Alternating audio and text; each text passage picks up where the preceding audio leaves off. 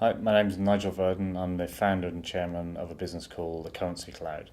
Currency Cloud is the infrastructure behind payments and foreign exchange that payments firms, small banks, brokerages all sit on top of to make the distribution of payments incredibly easy and simple. FinTech is really an industry change. I think if you look at it at a sort of macro level, banks will become wholesalers because they don't really understand the end customer. There's no real insights as to who is the person at the end. So if the banks go into a wholesale role, somebody has to understand customer and distribute what the banks have, which is credit, it has wholesale rates, it has custody and safety, and put that in front of customer. So fintech is so exciting because people and end customers are getting re-engaged again with financial products that they actually want and can consume, as opposed to financial products which are unrelated to the customer.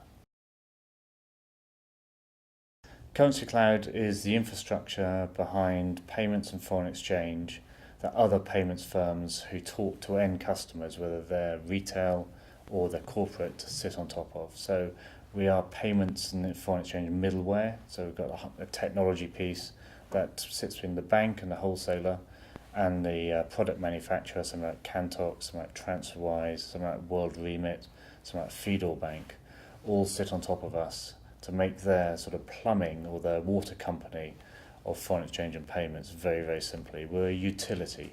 So it's like you turn on the tap and you get foreign exchange and payments coming out, you turn it off, and you stop your foreign exchange and payments.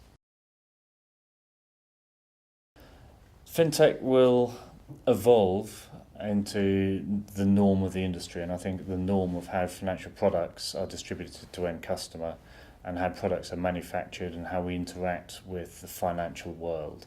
So I could see the banks still being there for safety, for deposits, etc. But somebody who manufactures a deposit product which is very, very focused, say on people in Canterbury and Kent, because they really understand the needs of people in Canterbury and Kent, kind of an online experience. User journey will be really simple. It will be just what people want. At the moment, user experience with banks and platforms, etc., is all very confusing because it's not aligned to the end customer and their needs and wants, etc. So fintech will be the person or the industry supplying financial products to the end customer. User journeys will all be easy to consume. And there'll be like a Lego movement. For example, you take Currency Cloud Lego to do payments and foreign exchange. You take your Funding Circle piece of Lego to do lending. You take your piece of Lego for doing international transfers with TransferWise. And you put your bits of Lego together to do different use cases for different types of customer. So it's a world of Lego.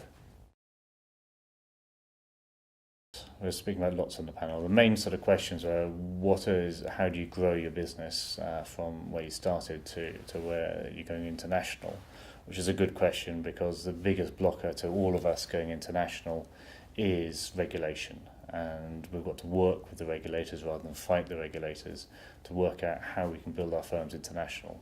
And regulation's good. It actually puts barriers to entry to other new entrants into the market, etc. And it's a positive point for consumers and customers because they know that there's safety in what you're doing because the regulator's got their eye on you. So that's one area you're talking on. Another area is funding and how funding changes depending on the state of your business. For example, seed funding is all about people believing in you and your idea. Your Series A is all about funding products. So you have VCs who understand products, how they product market fit, and how you build a meaningful product.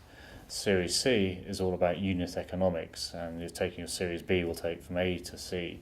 And that's about sales pipe, how you acquire customers, convert them, and then get to unit economics where it's $1 in equals $10 out. So it's very clear, and there's different types of investors along that path.